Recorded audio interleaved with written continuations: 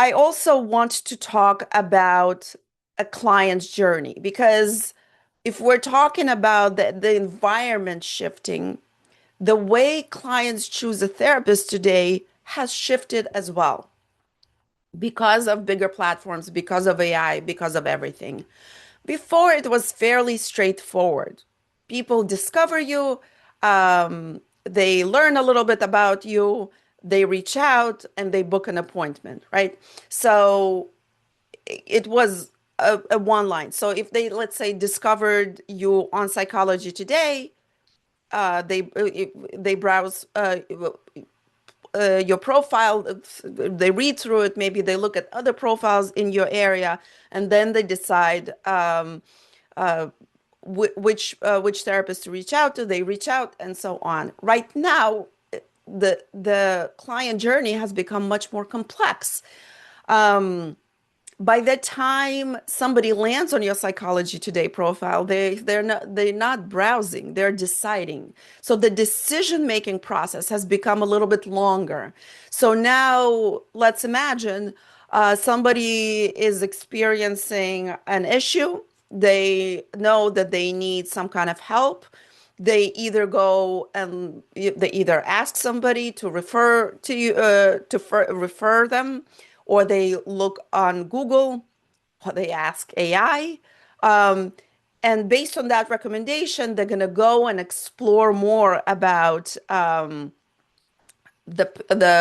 therapist that is being referred. Maybe they will have a longer conversation with AI. Maybe they will read more blogs and watch videos. And maybe they will really go into the rabbit hole of who would be the best choice to help them with what they're experiencing. So by the time they get to the Psychology Today profile, they've already done a lot of research, and they're in this decision making. So if your message is not clear,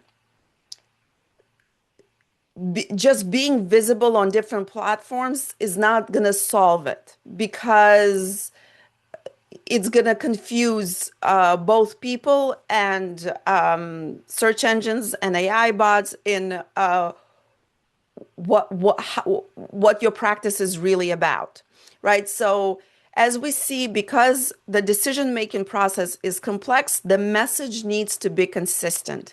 It needs to communicate the same thing across different platforms: your website, blog, videos, AI, Psychology Today, to drive a person to make the right decision for them. So again, what changed? Very simple.